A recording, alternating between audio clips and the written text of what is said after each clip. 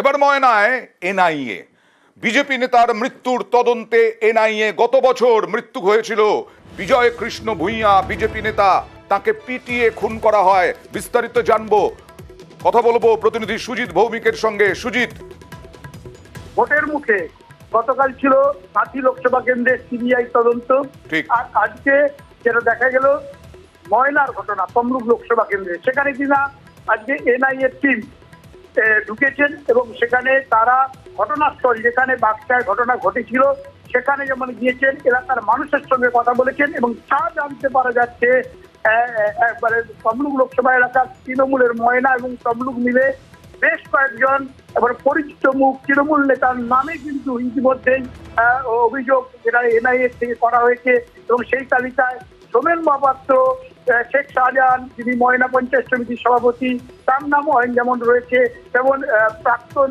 তৃণমূলের বিধায়ক সংগ্রাম দোলের নামও রয়েছে, ময়নার বিধায়ক ছিলেন তিনি। এই যে নামগুলো রয়েছে সেই নামে অনুযায়ী বাড়ি বাড়ি যাওয়ার কথা যেটা জানা যাচ্ছে, কিন্তু এখন যে ছবি দেখাচ্ছি বাচ্চাতেই ছিলেন, সেখান থেকে এখন ময়নার একটা অংশে যাচ্ছে, আরেকটি অংশে যাচ্ছে এবং ওই বাড়িতে যে বাড়ি বলা যায় বিজয় কৃষ্ণর বাড়িতে।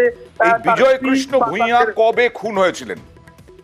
1 বছর পেরিয়েছে এবং 1 বছর পেরিয়ে যে খুন সেই তার তদন্ত, তাতে গ্রেপ্তারও হয়েছে এর আগে পুলিশি যে তদন্তে, তারপরে কিন্তু তদন্ত ঠিক মতো হচ্ছে না এমন অভিযোগ তুলে আদালতের দ্বারস্থ, তারপরেই এনআইএ এর তদন্তের নির্দেশ এবং সেই এনআইএ টিম ইতিমধ্যে পৌঁছে গিয়েছে ময়নায় এবং সেটাই প্রায় 1.5-2 ঘন্টা ধরে তারা কিন্তু তদন্ত করছে এবং জিজ্ঞাসাবাদ করছে এলাকার মানুষকে এবং একই সঙ্গে যে নামের তালিকা বলছি সেই তালিকা অনুযায়ী সেই সব বাড়িতে যেতে পারে বলে আমরা নিশ্চয়ই আগামী সময়ে তদন্ত গতি প্রকৃতি তোমার কাছ থেকে আবার জানবো।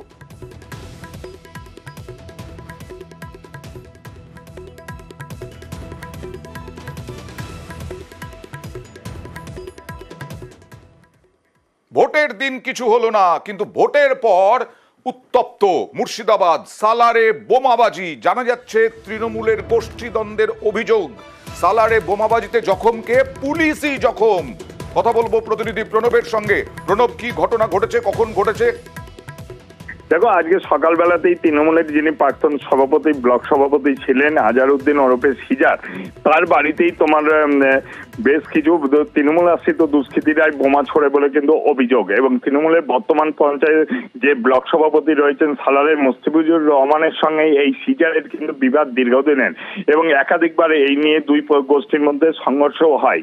ভোট পর্ব কিন্তু শান্তিভাবে মিটে গেল। এখানেই প্রশ্ন করছি যে আমার প্রশ্ন হচ্ছে যে ভোট পর্ব শান্তিতে মিটলো, ভোটের পরে কেন গোষ্ঠীদ্বন্দ্বের অভিযোগ উঠছে? দেখো, তৃণমূলের যিনি জেলা নেতৃত্ব রয়েছেন বা এলাকার যিনি বিধায়ক রয়েছেন হুমায়ুন কবির, তিনি কিন্তু তৃণমূলের দুই গোষ্ঠীর জন্য এই সংঘর্ষ এবং বিবাদ চলছিল, কিন্তু সেই কথা স্বীকার করে নিয়েছেন এবং কেন এই ধরনের ঘটনা ঘটলো সেটা তদন্ত করে দেখা হবে এবং রাজ্য নেতৃত্বকে সমস্ত ঘটনা তিনি জানিয়েছেন বলেও কিন্তু জানিয়েছেন। এবং এই ঘটনার এতে পরে বোমাতে কিন্তু এক পুলিশ কর্মী আহত হয়েছে এবং তাকে সালার ব্লক স্বাস্থ্য কেন্দ্রে নিয়ে গিয়ে তার প্রাথমিক চিকিৎসা করা হয়েছে এবং এই ঘটনায় কিন্তু এলাকায় যথেষ্টভাবে উত্তপ্ত হয়ে রয়েছে এবং গ্রামের মধ্যেও পুলিশ পিকেট বসানো হয়েছে। এখনো উত্তপ্ত গ্রামের মধ্যে পুলিশ পিকেটও বসানো হয়েছে। অশান্তি একটা বাতাবরণ চালাচ্ছে, আমাদের লোকজনকে ডিস্টার্ব করছে, কাউ ঢিল মারছে, কারো মোটরসাইকেলের হেডলাইট ভাঙছে। ওই হিসাবে কথা বলবো, দেখছি তোমার আমার বাড়িতে হঠাৎ করে বোম, 4 পিস আর বাড়িতে 2 পিস, 6 পিস বোম ফাটিছে। অত্যাচারটা কোথা থেকে হচ্ছে সেটাও আমি জানি। আমি পুলিশ প্রশাসনকে অনুরোধ করবো যেন ভালোভাবে পুলিশ প্রশাসন সঠিকভাবে পদক্ষেপ নেয়। সকলেই জানে যে তার চরম মিথ্যাবাদী, গ্রামেরই কোনো বিক্ষিপ্ত ঘটনা নিয়ে তার বাড়ি থেকে তার আশ্রিত দুষ্কৃতীরা বোমাবাজি করে। পুলিশ প্রশাসন নিরপেক্ষ তদন্ত করুক। এই সিজারের বাড়িতে গুড়া ব্লকে যারা কুখ্যাত দুষ্কৃতী তাদের 24 ঘন্টায় আনাগোনা 24 ঘন্টায় তাদের বসবাস। খাদিকুলের কথা মনে আছে আপনাদের? খাদিকুলে যেখানে ভয়ঙ্কর বিস্ফোরণ হয়েছিল, সেই খাদিকুলে পূর্ব মেদিনীপুরে ভোটের আগে হাঁড়ি ভর্তি বোমা উদ্ধার হয়েছে। হাঁড়ি পড়ে আছে একটা, সেই হাঁড়িতে বোমা আছে এমনটাই খবর যায় পুলিশের কাছে।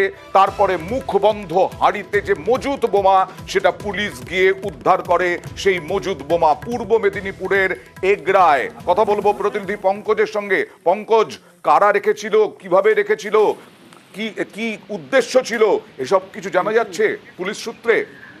দেখো অরিন্দম, পুলিশ সূত্রে জানা যাচ্ছে, তবে স্থানীয় বাসিন্দারা যেটা জানাচ্ছে যে এইখানে একটি বাড়ি রয়েছে যেখানে মজুদ করা রয়েছে হাঁড়ির মধ্যে, যেখানে বিরিয়ানি তৈরি হয় সেই বড় হাঁড়ির মধ্যে কিন্তু পুরো ভর্তি মজুদ করা বোম।